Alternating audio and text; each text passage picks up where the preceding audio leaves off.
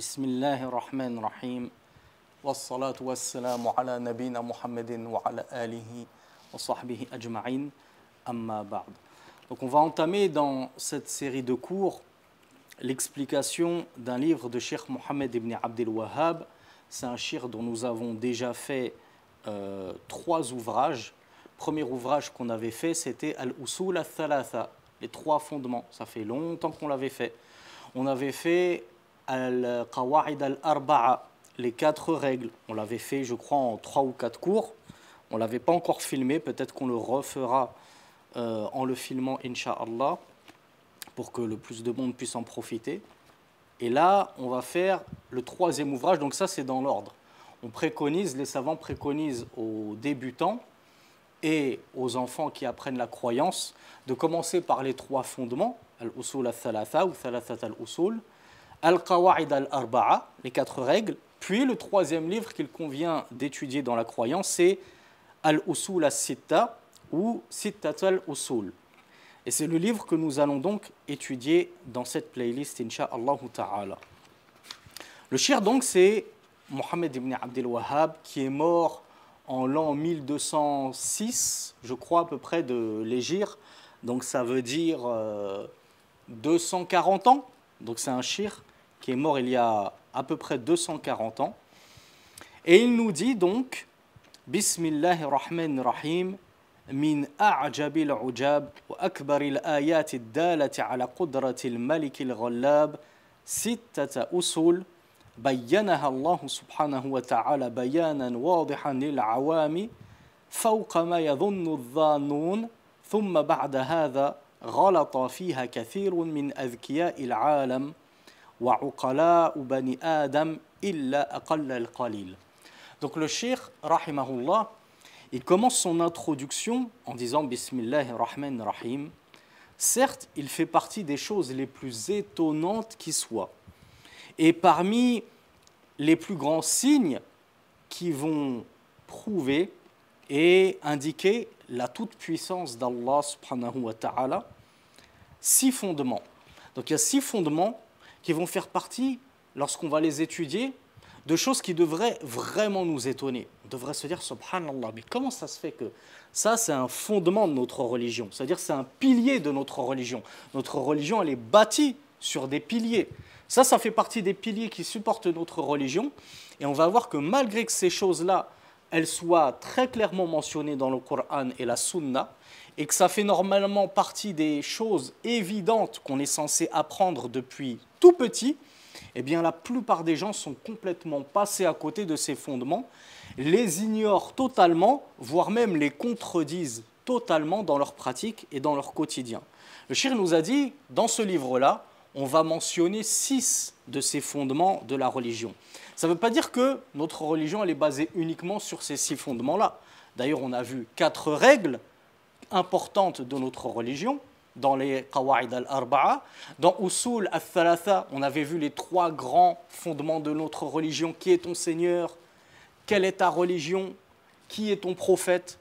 Là, on va aborder 6 autres points cruciaux de notre religion. Le cheikh nous avait donc dit qu'Allah Azza wa Jal, ces points-là, les a détaillés dans le Coran. Ces points-là, ils ne sont pas difficiles d'accès au point qu'on est obligé d'aller prendre des cours à la mosquée, auprès des savants pour connaître ces choses-là. Normalement, il suffit juste d'ouvrir un Coran, de lire le Coran, même un petit peu dans la Sunna, et on les trouve de manière évidente, ces règles-là.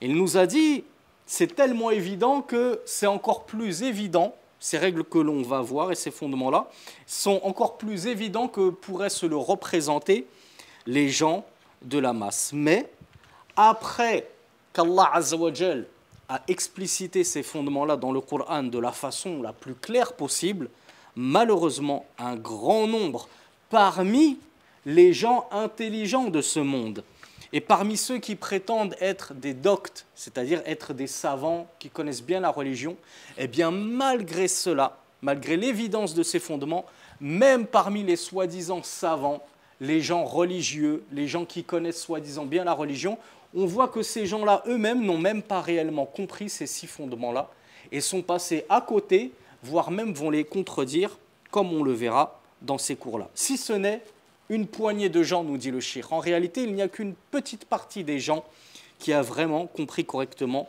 ces 6 fondements-là. Donc, al-aslul awwal, le premier fondement qu'on va étudier, le cheikh nous a dit, c'est bien sûr at-tawhid. Ikhlasuddin lillahi tabaraka wa ta'ala wahdahu la sharika la. Le premier fondement qu'on doit connaître dans notre religion, qu'on se doit de maîtriser, sur lequel on ne doit pas douter, lorsqu'on nous interroge dessus, on ne doit pas bégayer « Ah, je ne sais pas c'est quoi le tawhid, ah, je ne sais pas comment expliquer la ilaha illallah ». Normalement, même un enfant, à partir du moment où il est musulman, il est croyant, il doit être tenu de savoir l'expliquer, sans tituber, sans hésiter, et encore moins en se trompant.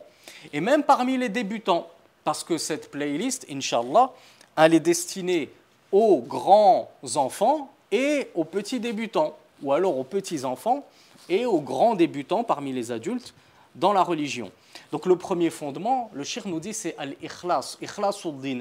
Qu'est-ce que signifie ikhlas? C'est un mot qu'on a déjà étudié dans plein de cours dans la religion et dans la croyance. Al-ikhlas, c'est le fait de purifier sa religion de toute association à Allah subhanahu wa ta'ala, donc de tout shirk.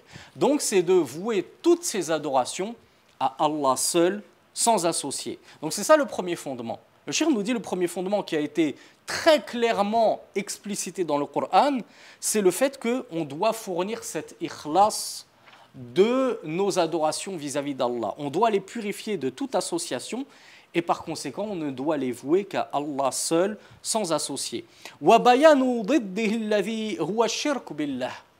Et parmi ce premier fondement qui est l'éclaircissement du tawhid, puisque c'est ça, ikhlasuddin lillah, le fait de purifier ses adorations et de les vouer à Allah seul, c'est ce qu'on appelle en arabe at-tawhid, l'unicité d'Allah.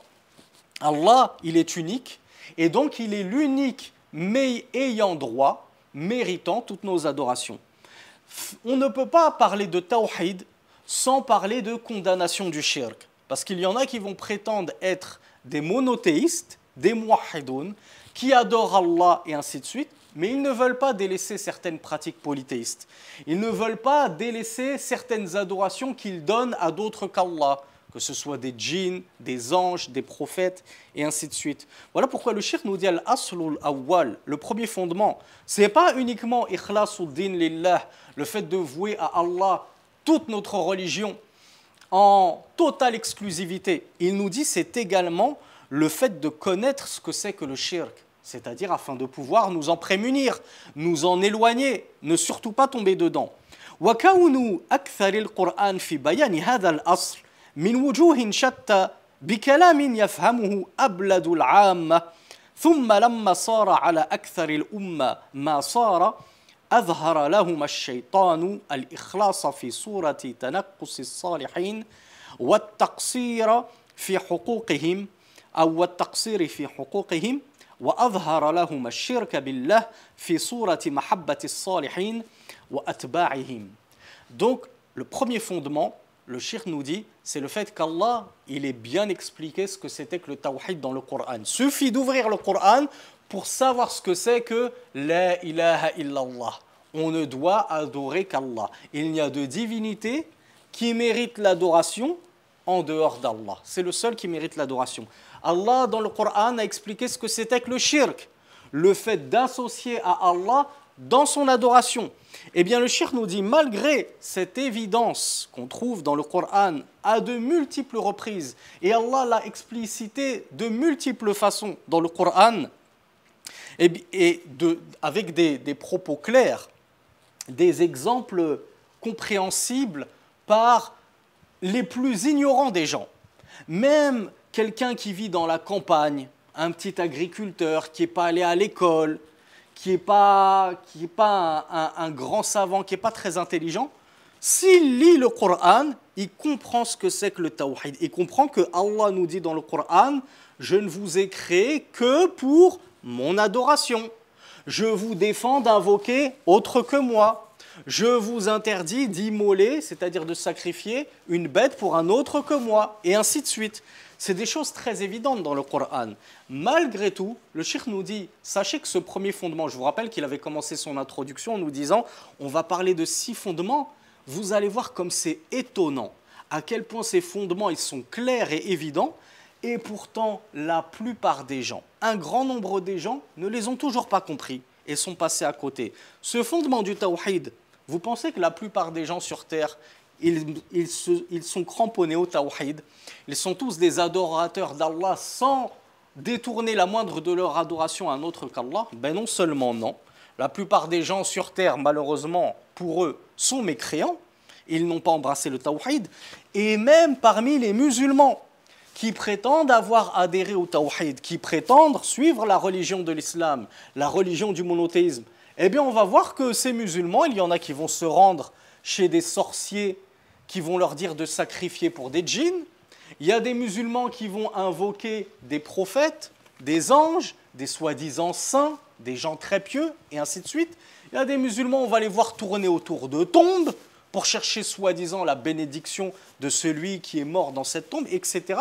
En fait, on voit des musulmans qui prétendent avoir adhéré au tawhid, au message de l'unicité d'Allah subhanahu wa ta'ala, mais qui dans leur pratique, dans leurs œuvres, font tout le contraire. Donc voilà pourquoi le cheikh nous dit, malgré qu'Allah Azza wa Jal, il a expliqué cela de la façon la plus évidente possible, et de plusieurs façons différentes dans le Coran, pour ne plus laisser de doute dans l'esprit de quiconque, eh bien on va trouver que la plupart de cette communauté, le cheikh nous parle bien de la plupart de cette communauté, c'est pour ça que c'est gravissime, ce n'est pas une petite partie de la communauté, le cheikh nous dit « Aktharul umma », la plupart de la communauté, le shaitan leur a enjolivé le faux et leur a maquillé le vrai. Le cheikh nous dit, le shaitan, il est venu et il leur a présenté al-ikhlas. Donc maintenant, on sait ce que c'est qu'al-ikhlas. On a compris le vrai sens d'al-ikhlas. Le shaitan, il leur a dit, vous savez ce que c'est que cet ikhlas que vous êtes en train de faire là, de soi-disant, toutes vos adorations, vous les donnez que à Allah. Le shaitan, il leur a dit, ça, cet ikhlas, c'est un manque de respect pour les vertueux. C'est un manque de respect pour les salihin. Les gens pieux, les grands savants, les grands prophètes et les grands compagnons des prophètes. Si vous n'allez pas les invoquer, si vous ne vous rendez pas auprès de leur tombe, si vous ne faites pas des sacrifices en leur nom, etc., alors vous ne les avez pas respectés, vous ne leur avez pas donné leur droit. Le shaitan, il est en train de dire à la plupart de cette communauté, cette ikhlas, cette adoration que vous donnez que à Allah et vous ne voulez même pas invoquer des pieux, des salihin, vous ne voulez pas égorger pour autre qu'Allah, vous ne voulez pas tourner autour de tombes, etc. Vous n'avez pas envie de donner leur droit à ces salihin, c'est un manque de respect, c'est un manque de considération. Il n'est pas bête le shaitan, parce qu'il sait que dans notre religion, aimer les prophètes, c'est aimer Allah. Aimer les compagnons des prophètes, c'est aimer les prophètes, et ça revient à aimer Allah. Aimer les savants de la sunna, ahlus sunna wal jama'a, même aimer les gens de la sunna. Moi, j'aime ma copine, parce que c'est une bonne musulmane. Moi, j'aime mon ami, parce que c'est un bon musulman, c'est un bon croyant. Le fait de l'aimer en Allah, ça fait partie de l'amour qu'on voit à Allah. C'est parce que j'aime Allah que j'aime cette copine très religieuse avec laquelle je sens qu'on a des points communs, on est tous les deux religieux, on aime Allah, on aime le Coran, on aime la Sunna, etc. Donc, le shaitan, comme il sait que le fait d'aimer les pieux, ça fait partie de l'amour qu'on voit à Allah subhanahu wa ta'ala. Il leur dit, mais si vous ne les invoquez pas, ces pieux, que vous égorgez pas pour eux, que vous faites pas des prières, etc.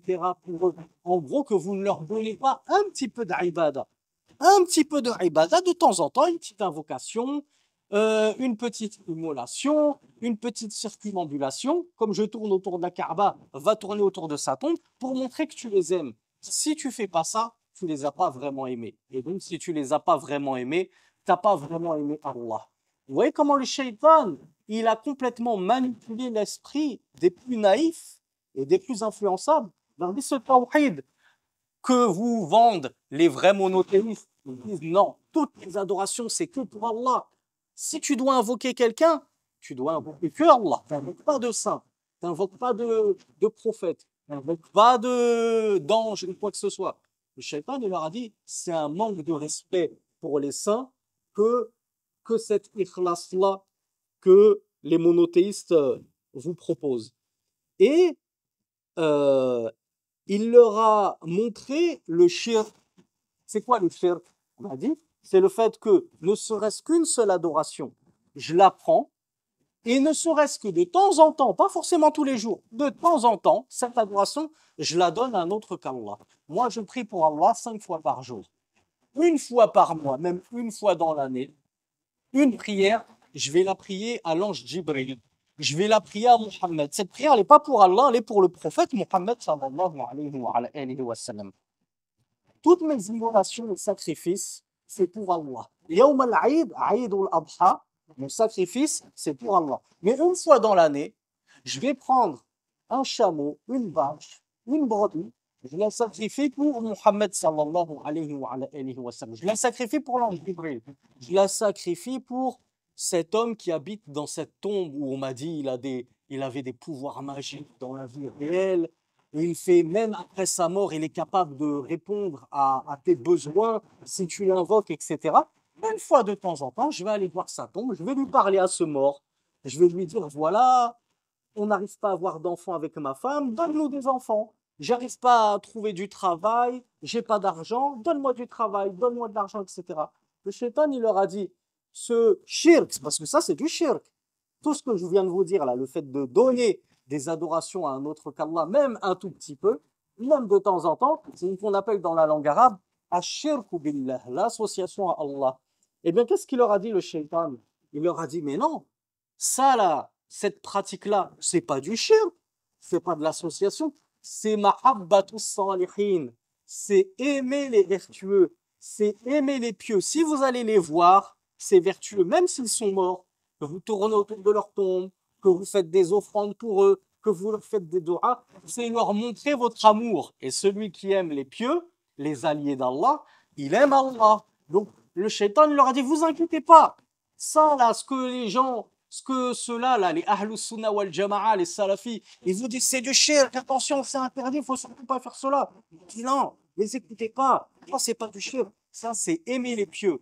Et si vous aimez les vertueux, si vous leur donnez leurs droits, Allah il vous aimera et il vous donnera vos droits à vous aussi. Et ce tawhid qu'ils sont en train de vous présenter en vous disant toute l'adoration doit être à Allah, il leur dit non, ça là, c'est un manque de respect envers les pieux. Eh bien, vous voyez, ce premier fondement qui est at-tawhid, la connaissance du tawhid et la connaissance du shirk, pour s'éloigner du shirk et ne jamais tomber dedans.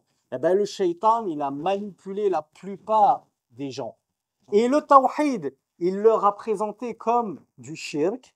Et le shirk, il leur a présenté comme le tawhid. Donc, ce que nous, on voit comme étant le vrai tawhid, le vrai monothéisme, mais malheureusement, la plupart des gens, ils disent, non, ça, c'est pas un bon monothéisme. C'est un manque de respect envers les alliés d'Allah, awliyaullah. Et ce que nous, on voit comme étant du shirk, qui est le pire péché qui soit. Il n'existe rien de pire que le shirk sur la surface de la terre. Le shaitan, il leur a présenté comme étant la bonne religion à suivre. Si on aime Allah, on doit se rapprocher de ses alliés, de ses awliya. Et ça, c'était le tout premier fondement.